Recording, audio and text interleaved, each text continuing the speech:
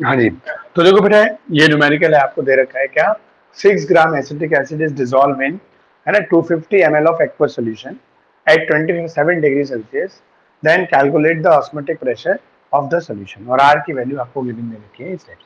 ठीक है, अब देखो हम वही चीज जो जो गिवन है हम उसको लिख लें। ठीक है, तो हमारे पास क्या है, वेट ऑफ, या मैं डायरेक्टली कर दूं बेटा, इतना तो कई 2-3 दिन से न्यूमेरिकल हो गए, अब तो मैं डायरेक्टली पुट कर लूं तो कोई इशू तो नहीं है, समझ में तो आ जाएगा। तो पाई बराबर सी आर टी होता है ना, और सी बराबर क्या होता है, N upon V R T होता है बेटा, और एन बराबर क्या होता है, weight upon molecular weight into volume, और वॉल्यूम लीटर में, है ना, इनटू आर इनटू टी। ठीक है बेटा, तो ये हमारे पास होता है। तो देखो वेट ऑफ द सॉल्यूट आपको दे रखा है 6 ग्राम, क्लियर, और आर की वैल्यू आपको दे ही रखी है 8.314। टेम्परेचर देखो इसमें आर की वैल्यू में टेम्परेचर केल्विन में है, और हमें यहाँ टेम्परेचर किसमें दे रखा है ना बेटा, 27 डिग्री सेल्सियस। तो टेम्परेचर को आप कन्वर्ट कर लोगे, है ना, 27 डिग्री सेल्सियस है, 273 ऐड कर दो तो आपके पास क्या बन जाएगा, 300 केल्विन बन जाएगा टेम्परेचर। तो वो आपने लगा दिया क्या, 300।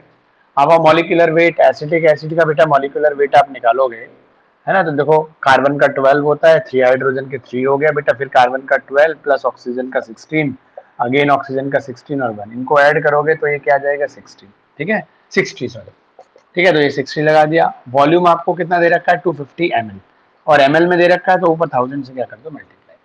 तो आप इनको बेटा जब करोगे तो आपको एक क्वेश्चन वो मिल जाएगा वैल्यू। तो देखो सीधे सीधे अगर हम देखें तो ये इससे 10 टाइम्स गया, और ये देखो बेटा इससे सीधे सीधे 4 टाइम्स आएगा, ये एक जीरो से एक जीरो चला जाएगा, तो आपके पास क्या बच गया, 8.314 इंटू 30 इंटू 4। ऊपर तो ये बचा, नीचे कुछ बचा ही नहीं भाई, 6 से 10 टाइम्स ये गया, इससे 4 टाइम्स ये गया, जीरो से जीरो गया, है ना, 30 इंटू 4, तो ये 120 हो गया हमारे पास। ठीक है बेटा, आप इसको कर लेंगे कैलकुलेट। ठीक है, तो एक बार करके बताओगे बच्चे लोग आप, कितना बनेगा, 8.314 इंटू 12। ठीक है, और इसमें देखो बेटा पाई की जो यूनिट आएगी, मैं जब तक वो कर रहा हूँ आप जरा कैलकुलेट करके बताओ। ठीक है, तो हमारे पास क्या है, आर की वैल्यू में देखो प्रेशर की यूनिट एटीएम दे रखी है, तो यहाँ से जो हमारा निकल के आएगा वो यूनिट निकल के आएगी एटीएम। ठीक है, मतलब एटमॉस्फेरिक प्रेशर आएगी इसकी यूनिट। ठीक है, अब ये कौन सा है, ये जो आपने ऑस्मोटिक प्रेशर निकाला बेटा, ये हमारा है कैलकुलेटेड, क्योंकि आप फॉर्मूले में वैल्यू रख के थ्योरेटिकली निकाल रहे हो ना, पेपर पे निकाल रहे हो, अभी तक प्रैक्टिकल तो किया नहीं है। तो ये हमारा पाई निकल के आएगा कौन सा बेटा, कैलकुलेटेड। अब एक क्या होगा, पाई आएगा बेटा ऑब्जर्व, जो आप प्रैक्टिकल करके निकालोगे। ठीक है, तो ये वाला जो प्रेशर था वो इसका कितना आया, 1/3 आया। ठीक है ना, एक बार चलो इसको कर ही लो, कितना, वो 1/3 सॉरी नहीं 1/2। तो एक बार इसको कर ही लेते हैं, किसी बच्चे ने करी बेटा कैलकुलेट, हाँ एक एक बच्चा बोलो बेटा, तनुजा बोलो, एक बच्चा बोलो, तनुजा बोलना है, ठीक है, बाकी हाँ। 997.68 इतना आया। चलो ठीक है बेटा, हाँ तो इस तरीके से देखो हमारे पास क्या है, आपका ये कैलकुलेट कर, तो ये वैल्यू कैलकुलेट करके है। ठीक है, लेकिन जब हमने प्रैक्टिकल करके देखा बेटा, तो प्रैक्टिकली जो इसकी वैल्यू आई वो इसकी बेटा हाफ आई।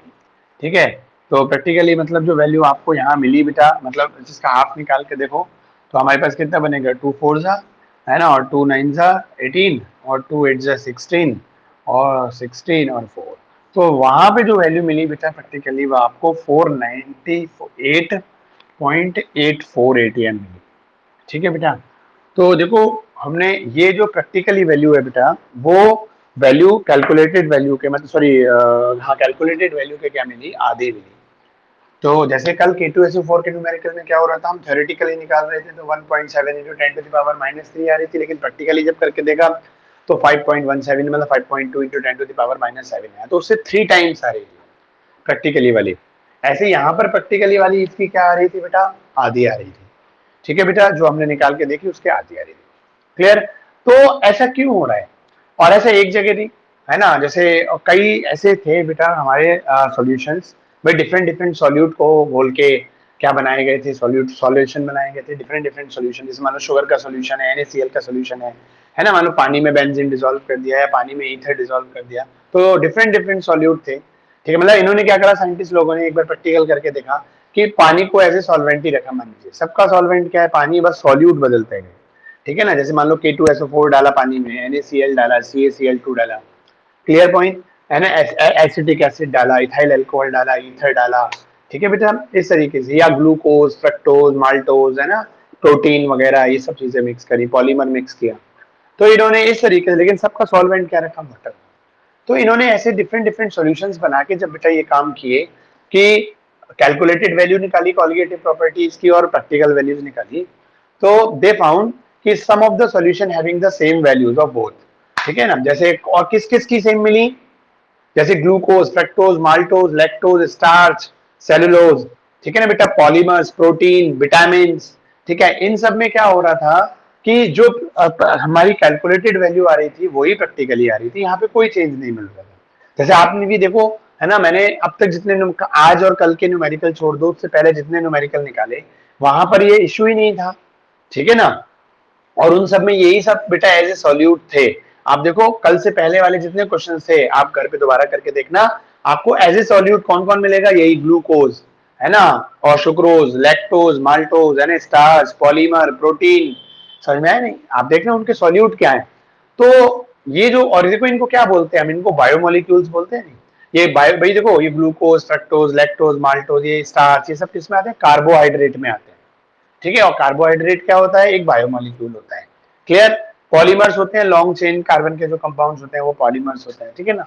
विटामिन, प्रोटीन, ये है ना, तो विटामिन, प्रोटीन, ये सब भी किसमें आते हैं, बायोमोलिक्यूल्स। पॉलीमर को छोड़ के बाकी सारी चीजें ये किसमें आते हैं, बायोमोलिक्यूल्स में आते हैं। तो साइंटिस्ट लोगों ने ऑब्जर्व किया कि भाई कौन से सॉल्यूशन ऐसे हैं जिनमें दोनों वैल्यूज सेम आ रही है। तो देखो जब बेटा डिफरेंट डिफरेंट रिजल्ट आते हैं तो ऑब्जर्वेशन किया जाता है ना कि कहाँ पे वैल्यू बढ़ के आ रही है ना, टाइम्स में आ रही है, किस में वैल्यू डिक्रीज होके आ रही है, मतलब फ्रैक्शंस में आ रही है, कहाँ पे सेम आ रही है। देन तो जब बेटा ये इन्होंने ऑब्जर्वेशन किया, देन दे फाउंड कि biomolecules and polymer having the same value of the colligative property in calculated case and the practical case. And जो आयनिक कंपाउंड थे बेटा, है ना, इंक्रीज करके जो कॉलिगेटिव प्रॉपर्टीज की वैल्यू आ रही थी वो किनमें आ रही थी, जो आयनिक कंपाउंड से, जैसे K2SO4, calcium chloride, NaCl, KCl, KBr। तो जितने भी अगर हमने as a solute ionic compound लिए हैं जो आइंस में टुकड़े होते हैं, डिसोसिएट होते हैं बेटा, क्लियर सॉल्यूशन, जैसा आप जानते हो कोई भी आयनिक कंपाउंड, ये +1 में आप पढ़ के आए हो एस ब्लॉक में बेटा, पीरियोडिक टेबल में, है ना, लैटिस एनर्जी, सॉल्वेशन एनर्जी के बेसिस पर याद करो कि जो आयनिक कंपाउंड होते हैं उनमें इलेक्ट्रोस्टैटिक फोर्स भी स्ट्रांग होता है, लेकिन जैसे ही एक्वस मीडियम में या मोल्टन स्टेज में होते हैं बहुत जल्दी अपने आयंस में डिसोसिएट कर जाते हैं, या एक्वस पानी में डालते ही होता है नहीं। तो आप जैसे ही NaCl को सोल्यूशन बनाओगे पानी में मिला के बेटा, तो वो आयंस में टूट के 2 आयंस दे देगा आपको, है ना, Na आयन और Cl आयन। कैल्शियम क्लोराइड है तो बेटा जैसे ही आप पानी में मिलाओगे तो वो क्या करेगा, 1 कैल्शियम आयन देगा और 2 क्लोराइड आयन देगा, ठीक है ना। जैसे हमने कल K2SO4 लिया था, तो K2SO4 बेटा जैसे ही आप डिसॉल्व करोगे, है ना, तो वो क्या होगा, जैसे वाटर में डिसॉल्व करोगे, पहले तो ये पूरा मिलके एक सॉल्ट है, जैसे पानी में डिसॉल्व करोगे तो ये क्या दे देगा, 2K आयन दे देगा और 1 सल्फेट आयन दे देगा, है ना। मैं कैल्शियम क्लोराइड बोल रहा था, तो ये क्या करेगा, 1 कैल्शियम आयन दे देगा और 2 Cl आयन दे देगा, है ना। NaCl है, ठीक है, ये जैसे पानी में मिलाएंगे तो 1 Na आयन और 1 Cl आयन दे देगा, ठीक है बेटा। तो उन्होंने देखा जो ऐसे सॉल्यूट जो आयंस में डिसोसिएट होने वाले हैं, मतलब आयनिक हैं और जो आयंस में डिसोसिएट होते हैं, क्लियर पॉइंट। कुछ कुछ आयनिक कंपाउंड बेटा ऐसे भी होते हैं जो वीक मेटल्स के होते हैं, मेटलॉइड्स में होते हैं, वो दिखाने के लिए तो आयनिक होते हैं बट इजीली आयंस में नहीं टूटते, टेम्परेचर वगैरह में चेंजेस करोगे बढ़ाओगे तो वो भी आयंस में टूट जाएंगे, है ना। तो जो हमारे स्ट्रॉन्ग आयनिक या हाईली पोलर कंपाउंड होते हैं जो आयंस में टूट जाते हैं बेटा, तो उन सब में कॉलिगेटिव प्रॉपर्टीज की वैल्यू क्या आ रही थी, इंक्रीज होके आ रही थी, ठीक है। और अब ये जो एल्को, जैसे आपने देखा एसिटिक एसिड वगैरह है बेटा, इसमें क्या हो रहा था, क्लियर। जैसे मैं इसे यहाँ पे करके दिखाता हूँ आपको, तो यहाँ पर क्या हो रहा था कि ये जो जितने भी जैसे एसिटिक एसिड है, अल्कोहल है बेटा, है ना, इथाइल अल्कोहल थे, है ना, इन जैसे मॉलिक्यूल में क्या हो रहा था, हमेशा वैल्यू, है ना, फ्रिक्शन में आ रही थी, 1/x, 1 मतलब x का मतलब, है ना, 1/2, 1/3, 1/4। तो ऐसा क्यों हो रहा था, तो जब इन्होंने बेटा इनकी मैकेनिज्म पे, सॉल्यूशन की रिएक्शंस पे ध्यान दिया कि पानी में डिसॉल्व करते टाइम होता हो क्या रहा है, तब इन्होंने क्या पाया, देखो जैसे ये अल्कोहल मॉलिक्यूल है या एसिटिक एसिड का मॉलिक्यूल है, आप देखो बेटा ये इस तरीके से होता है, क्लियर। मैंने इनको स्ट्रक्चर ओपन कर लिया। याद करो केमिकल बॉन्डिंग जब मैं पढ़ा रहा था तब आपसे कहा था मैंने कि एक तो स्ट्रक्चर ऑफ एटम के टाइम पे कि हमारे पास बहुत सारे थ्योरेटिकल रीजंस का मतलब इजीनेस हमें पता चल जाती है, तो हमें उसका इलेक्ट्रॉनिक कॉन्फ़िगरेशन आता हो या हमें उसके स्ट्रक्चर्स आते हो। स्ट्रक्चर और इलेक्ट्रॉनिक कॉन्फ़िगरेशन बहुत सारे सवालों का आंसर बनता है। तो वही देखो, इनके स्ट्रक्चर्स इस टाइप से होंगे बेटा। क्लियर? तो आप जानते हो बेटा हाइड्रोजन और ऑक्सीजन, ऑक्सीजन मोर इलेक्ट्रोनेगेटिव है, जब वो पुल करेगी तो इस पे डेल्टा प्लस आएगा, इस पे डेल्टा माइनस आएगा। क्लियर? वो यहाँ पे भी होगा, ऑक्सीजन इससे खींचेगी, यहाँ पे भी 2 डेल्टा नेगेटिव 2 डेल्टा पॉजिटिव होंगे। और थोड़ी बहुत तो हमने, चलो ये तो अभी इधर का इंडक्टर की बात नहीं कर रहे हैं। तो कहने का मतलब इस OH पे एक डाइपोल बना, एक डाइपोल इस पे बना, लेकिन स्ट्रॉन्ग डाइपोल कौन सा होगा? OH वाला डाइपोल स्ट्रॉन्ग होगा या C डबल बॉन्ड O वाला डाइपोल स्ट्रॉन्ग होगा? हाँ जी रंजन बताओगे? हाँ जी रंजन जी, OH वाला डाइपोल स्ट्रॉन्ग होगा? हाँ जी, क्यों?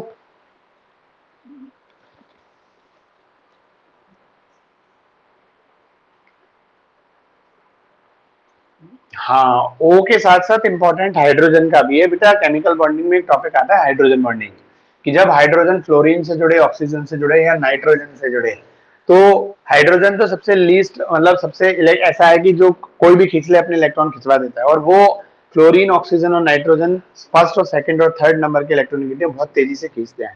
तो अगर किसी एटम के इलेक्ट्रॉन बहुत तेजी से खींचे जाते हैं, तो जितने ज्यादा पार्शियली शिफ्ट हो जाएंगे उतना ज्यादा ये डेल्टा नेगेटिव स्ट्रांग हो जाएगा, ये डेल्टा पॉजिटिव भी स्ट्रांग हो जाएगा। ठीक है? तो ड्यू टू, अगर शॉर्ट में बोले तो due to the hydrogen bonding, यहाँ हाइड्रोजन ऑक्सीजन से जुड़ा है और ऑक्सीजन सेकंड नंबर का इलेक्ट्रोनेगेटिव है, बहुत तेजी से खींचेगा, तो यहाँ पे जो डाइपोल की वैल्यू होगी वो स्ट्रांग होगी due to the hydrogen bonding. तो वही देखो बेटा, इसमें भी होगी डेल्टा प्लस डेल्टा माइनस। तो उन्होंने क्या पाया जब मैकेनिज्म पे ध्यान दिया कि ये जो एसिटिक एसिड में भी OH है, अल्कोहल में भी OH है, तो इनमें क्या होता है भाई, उस बीकर में तो करोड़ों अरबों एसिटिक एसिड के मॉलिक्यूल होंगे। हम एक एज्यूम करके चलते हैं, मान लो 10 मॉलिक्यूल्स हैं, ठीक है ना? तो ईच 2 मॉलिक्यूल्स की, एक मॉलिक्यूल का ये जो डेल्टा प्लस डेल्टा माइनस है, दूसरे मॉलिक्यूल का जो डेल्टा प्लस डेल्टा माइनस है, तो इसका डेल्टा प्लस इसके डेल्टा माइनस से एक अट्रैक्शन फोर्स डेवलप करता है हाइड्रोजन बॉन्डिंग वाला, और इस वाले का डेल्टा H इस वाले के डेल्टा O से, प्लस वाला इसके माइनस से, इसका प्लस इसके माइनस से एक अट्रैक्शन फोर्स डेवलप करता है, और ये दोनों मिलके एक डाइमर बन जाते हैं। अब देखो, दो अलग अलग मॉलिक्यूल थे, लेकिन जैसे ही पानी में डाला इनमें डाइपोल्स बने। ठीक है? और जैसे डाइपोल बने तो एक मॉलिक्यूल का डाइपोल दूसरे मॉलिक्यूल के डाइपोल से जुड़ के क्या बन गया, दोनों के बीच में एक अट्रैक्शन फोर्स बन गए। और ये दो अलग अलग, जो पहले बेटा देखो, जब तक ये फोर्स नहीं था तो ये एक अलग यूनिट थी और ये एक अलग पार्टिकल था, मतलब ये एक अलग मॉलिक्यूल है, ये एक अलग मॉलिक्यूल है।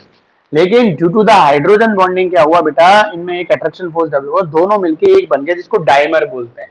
डाइमर का मतलब क्या है? दो यूनिट जुड़ के एक यूनिट बन जाना। यही पढ़ के आए हो आप पहले। ठीक है? तीन यूनिट जुड़ के अगर एक यूनिट बन जाएंगी तो हम उसको क्या बोलेंगे? ट्राइमर। Clear point? और बहुत सारी यूनिट आपस में जुड़ जाएं और जुड़ के एक यूनिट बना लें, लॉन्ग चेन कंपाउंड बना लें, तो वो क्या कहलाता है? हमारा पॉलीमर। समझ में आ गया बेटा? तो देखो, अब ये दो यूनिट जुड़ के क्या बन गई? एक बन गई। क्लियर? तो ये अल्कोहल में भी होगा, यहां भी होगा। तो क्या मैं इसको ऐसे नहीं लिख सकता बेटा कि जुड़ने, पानी में घोलने से पहले तो मान लो एसिटिक एसिड के दो मॉलिक्यूल थे, ये पानी में घोलने से पहले, सॉल्यूशन बनाने से पहले की बात है। लेकिन जब सॉल्यूशन बना दिया तो क्या हुआ कि ये एसिटिक एसिड और ये एसिटिक एसिड है ना, दोनों अट्रैक्शन फोर्स से जुड़ के दोनों एक यूनिट बन गए। तो मिलने से, और दोनों जुड़ गए, तो ये वाली चीज मैंने इकट्ठी करके ऐसे लिख दी, शॉर्ट में लिख दिया बेटा, देखो है ना, ये ऐसे बना दी। क्लियर? तो अब ये दोनों यूनिट जुड़ के एक यूनिट बन गई। ये दोनों क्या है? एक ही यूनिट है बेटा। और इधर कितनी है? ये 2 यूनिट्स है। तो देखो, सॉल्यूशन बनाने से पहले तो 2 यूनिट है एसिटिक एसिड की, लेकिन सॉल्यूशन में घुलने के बाद, पानी में मिलाने के बाद, ये दोनों यूनिट मिलके एक यूनिट बन गई। तो ये यूनिट आधी रह गई, 3 यूनिट। वही हुआ इधर से। देख बेटा, देखो क्या है, यहाँ हमारे पास से प्रैक्टिकली करके देखा तो ऑस्मोटिक प्रेशर की वैल्यू कितनी आ रही है ना, 997 पॉइंट समथिंग। और वही प्रैक्टिकल करके देखा तो ये हमारे पास इसकी आधी रह गई। तो देखो, घोलने से पहले ये मॉलिक्यूल कितने हैं? 2। और घुलने के बाद कितने रह गए? 1। तो घुलने के बाद सोल्यूशन में, कहने का मतलब, ये सोल्यूशन में बनाने से पहले की कंडीशन है, ये सोल्यूशन की कंडीशन है। तो सोल्यूशन में दो एसिटिक एसिड मिलके एक मॉलिक्यूल, एक यूनिट बन गई है। दो मॉलिक्यूल आपस में हाइड्रोजन बॉन्डिंग के थ्रू जुड़ के एक यूनिट बन गई। तो यूनिट इनिशियल की सॉल्यूशन में आधी रह गई, तो कॉलिगेटिव प्रॉपर्टी भी क्या रह गई, आधी रह गई।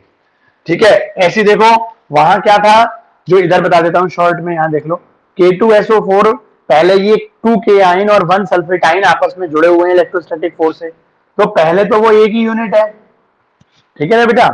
लेकिन डिसॉल्व होने के बाद क्या हो गया, ये 2K आयन अलग हो गया, एक सल्फेटाइन अलग हो गया, तो एक एक यूनिट तो ये बन गई, और दो यूनिट ये है, एक की आयन और दूसरा की आयन, तो दो आयन ये रहे और एक आयन ये रहा, टोटल आयन कितने हो गए, 3। तो घुलने के बाद कितनी हो गई, 3 यूनिट्स हो गई बेटा। तो आप देख रहे हो घुलने के बाद तो वो 3 यूनिट है, सॉल्यूशन में कितनी यूनिट है, 3, सॉल्यूशन से पहले 1 यूनिट। तो कल वाले आंसर देखो, शुरू में हमारे पास जो प्रैक्टिकल था मिला वो 3 गुना मिला। तो सॉल्यूशन में यूनिट, जो हम सॉल्यूट डिसॉल्व कर रहे हैं सॉल्यूशन में, वो डिसॉल्व हो जब हो रहा है तो वो कितनी यूनिट बना रहा है, वो डिसॉल्व होने से पहले जो एक यूनिट थी वो डिसोल्यूशन सॉल्यूशन में वो 3 यूनिट बन गए, 3 टुकड़े हो गए बेटा। एक यूनिट थी पूरी ये, और उसके 3 अलग अलग टुकड़े हो गए। तो हमारी कॉलिगेटिव प्रॉपर्टी भी कितनी आ रही है ना, 3 टाइम्स आ रही है। क्लियर, यहाँ क्या था, सॉल्यूशन से पहले जब वो है तो 2 यूनिट्स हैं, और सॉल्यूशन में मिलने के बाद वो 1 यूनिट बन गई, तो 2 से 1 आधा हो गया। अगर 4 की 1 यूनिट बनती तो 1/4 हो जाता, अगर 3 यूनिट होती इधर और यहाँ 1 बन जाती तो 3 यूनिट से 1 तो 1/3 हो जाता। क्लियर, ऐसा ही पाया। जहां पे 1/3 आ रहा था बेटा, जो प्रैक्टिकल कॉलिगेटिव प्रॉपर्टीज की वैल्यू जो ऑब्जर्व करने के बाद अगर मान लो कहीं पे 1/3 आ रही, तो उन्होंने क्या पाया कि जो सॉल्यूट है वो पहले 3 मॉलिक्यूल्स थे और आपस में जुड़ के कितना बन गए, एक बन गया, ट्राइमर बन गया। तो ऐसी जगह क्या आ रहा था, 1/3 आ रही थी कॉलिगेटिव प्रॉपर्टीज की वैल्यू। समझ में आ गया। तो अब यहां से देखो साइंटिस्ट लोगों ने क्या कर, और देखो आपकी एक सबसे अच्छी बात क्या, ये जो कॉलिगेटिव वर्ड आया बेसिकली, है ना, इन चारों प्रॉपर्टीज को जो हम कॉलिगेटिव बोलते हैं वो इन्हीं कंडीशन की वजह से बोलते हैं। कॉलिगेटिव की डेफिनेशन क्या बताई थी, याद करो शुरुआत में हमने आपको, कि सॉल्यूशन की वो प्रॉपर्टी जो नंबर ऑफ पार्टिकल पे बेस्ड करती है। अब आपने देखा पार्टिकल सॉल्यूशन में यहां पूरा मिलके ये एक पार्टिकल है, K2SO4, 2K आयन और 1 सल्फेटाइन इलेक्ट्रोस्टैटिक फोर्स से जुड़ के एक यूनिट बना हुआ है, और पानी में घोल के ये अलग हो गई कि 2K यूनिट हो गई बेटा, मान लो 2K यूनिट है, फिर एक सल्फेट की यूनिट, टोटल यूनिट कितनी हो गई, 3।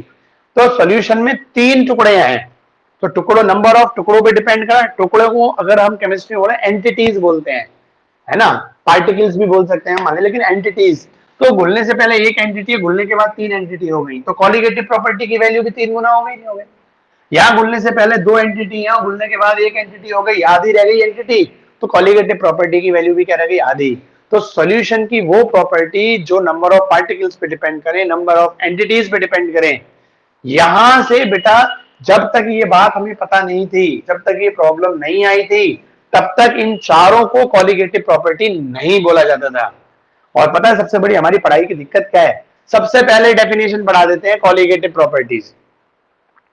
अरे बच्चों को ये तो बताओ कॉलिगेटिव वर्ड आया कैसे, इंट्रोड्यूस कैसे हुआ, पहले डेफिनेशन रटा दी बच्चों को, सबसे पहले शुरुआत इस बात से कर दी कि the property of the solution which is depend upon the number of particles, number of entities. अरे नंबर ऑफ एंटिटीज वाली चीज आई कहां से, खाली बेटे भगवान जी ने साइंटिस्ट को सपना थोड़ी दे दिया कि पहले डेफिनेशन बना के तैयार कर दी, समझ में आया नहीं। तो शुरुआत में ये चारों कॉलिगेटिव प्रॉपर्टीज नहीं थी, ये तो एक सिंपल प्रॉपर्टी थी, ऑस्मोटिक प्रेशर एक प्रॉपर्टी थी, एलिवेशन इन द बॉइलिंग, लेकिन इन प्रॉपर्टीज को कॉलिगेटिव क्यों कहा गया, समझ में आया, वो इन समस्याओं की वजह से कहा गया, और इन समस्याओं का जब सॉल्यूशन हुआ तब वो सॉल्यूशन कॉलिगेटिव कहलाया। पॉइंट आया बच्चों लोगों को समझ में।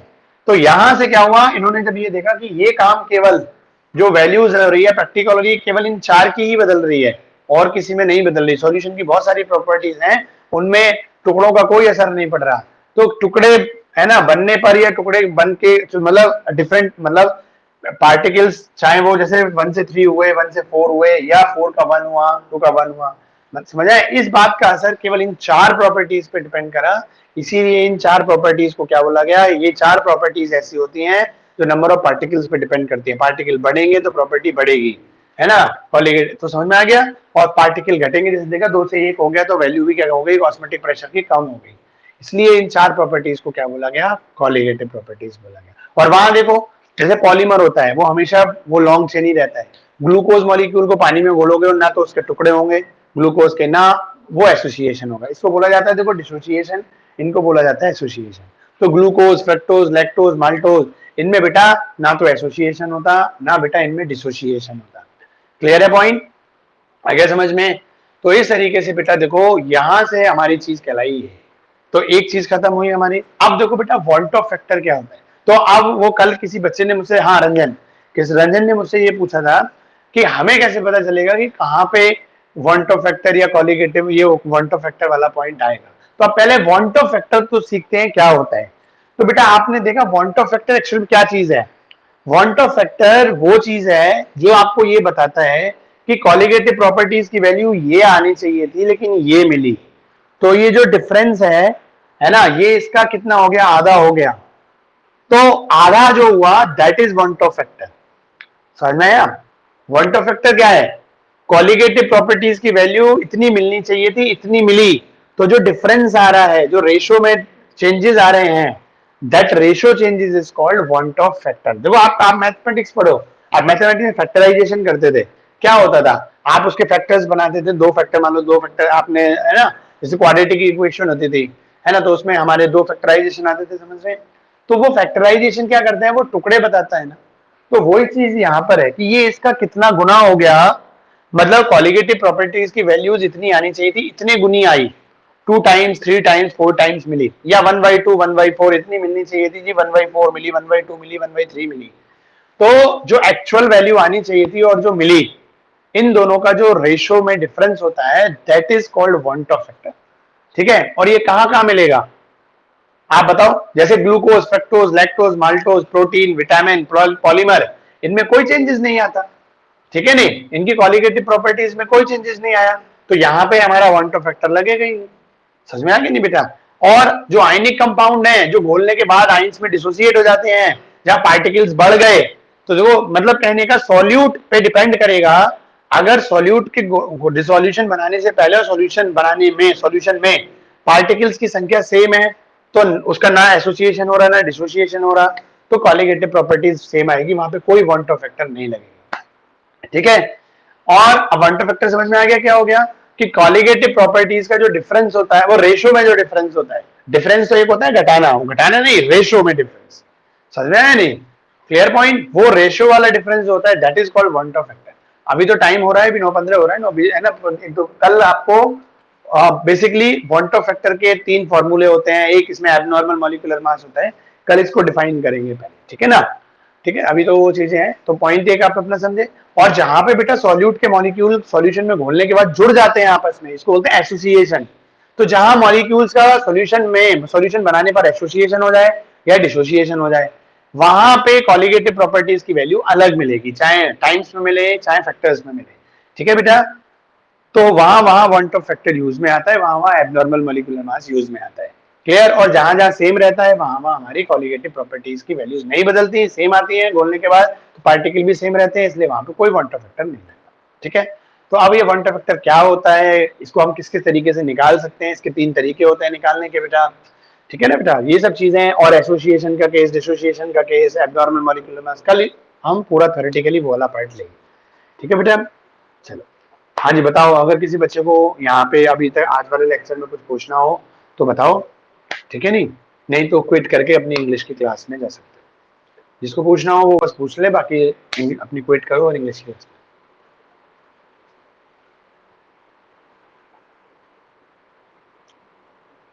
हाँ जी बच्चों, कुछ पूछना है? मानसी बेटा कुछ पूछना है?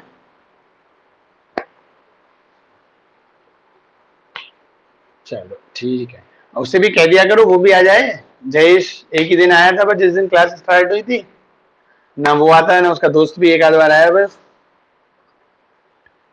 उसे बोल दिया करो वो भी आ जाए, कुछ हल्का फुल्का तो अलग मिल सकता है।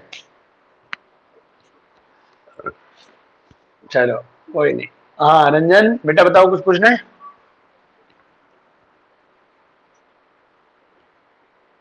क्या बेटा?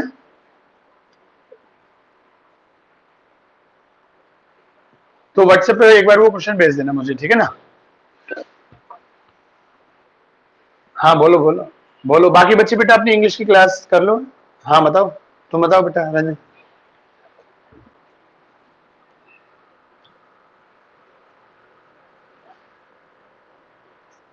बेटा रेड स्क्रीन आ रही है मेरे पास तो। हाँ हाँ बोलो। हाँ बोलो बोलो बेटा। एक मिनट, अब तुम दोनों की आवाज क्लैश कर रही है, दुष्यंत और रंजन की।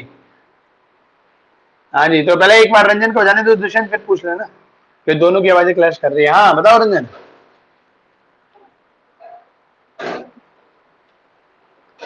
रंजन बताओ बेटा, मुझे स्क्रीन पे कुछ नहीं दिख रहा।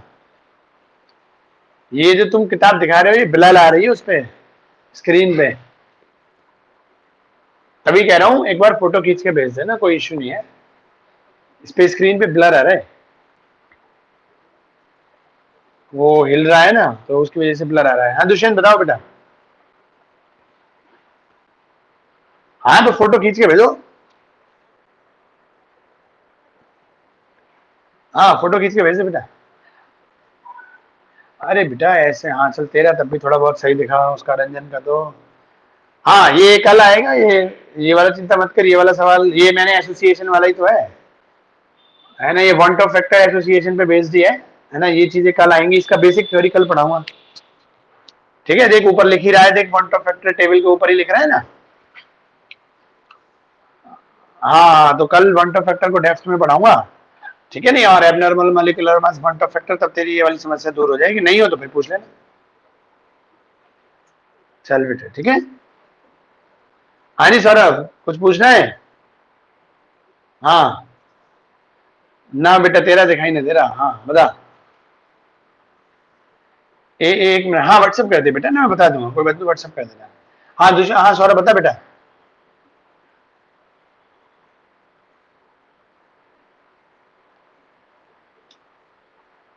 सॉल्यूट सॉल्यूट डाइमर कैसे बना रहे हैं? देखो बेटा, एक्चुअली होता क्या है, जैसे हमने आपको पढ़ाया, जब हम सॉल्युबिलिटी होती है, सॉल्युबिलिटी में पहले सॉल्यूट सॉल्यूट का इंटरेक्शन ब्रेक होता है, सॉल्वेंट सॉल्वेंट का ब्रेक होता है, ठीक है ना, और सॉल्यूट सॉल्वेंट का बनता है, ठीक है ना बेटा। तो लेकिन फिर भी क्या होता है, ये क्वांटिटी पे भी बेस्ड होता है। जैसे मान लो हमारे पास जो, देखो कभी भी हम जब सॉल्यूशन बनाते हैं, तो हमारे पास इक्वल क्वांटिटी नहीं होती सॉल्यूट और सॉल्वेंट की। बहुत रेयर केस होता है कि जितने मॉलिक्यूल सॉल्यूट के हों उतने ही सॉल्वेंट के हों, और वो एक दूसरे से मतलब जो रेशो जो इंटरेक्शन बने सॉल्यूट सॉल्वेंट का, वो इक्वल बन जाए, ठीक है ना बेटा। तो अब हमारे पास क्या होता है कि जब मान लो कुछ सॉल्यूट, और एक दूसरा क्या होता है, जैसे मान लो एक सॉल्यूट मॉलिक्यूल है, उसमें जो अट्रैक्शन फोर्स है, वो मान लो अपने सराउंडिंग में टू सॉल्वेंट के मॉलिक्यूल को अट्रैक्ट कर रहा है, वो जो फोर्स का रेशियो भी तो होता है ना बेटा। जैसे आप देखो, कोई जिसमें मान लो एक, मैं इसको फोर्स को चार्ज के थ्रू समझाने की कोशिश कर रहा हूँ। जैसे मान लो कैल्शियम आयन है ना, उस पर 2 पॉजिटिव है, और उसके सराउंडिंग में अगर नेगेटिव आयन ऐसे हैं जिन पे 1 यूनिट नेगेटिव चार्ज है, तो एक कैल्शियम आयन अपने सराउंडिंग में 2 नेगेटिव आयन को एसोसिएट करेगा, मतलब अट्रैक्ट करेगा। और अगर एक कैल्शियम आयन के चारों तरफ सल्फेट आयन है, तो एक कैल्शियम आयन केवल एक ही SO4 आयन को अट्रैक्ट करेगा बेटा। तो ऐसे ही क्या होता है, सॉल्यूट मॉलिक्यूल्स और सॉल्वेंट मॉलिक्यूल में जो फोर्स ऑफ अट्रैक्शन होता है, वो डिफरेंट होने की वजह से सॉल्यूट अपनी चारों तरफ कितने सॉल्वेंट अट्रैक्ट कर पाता है, ये डिपेंड करता है।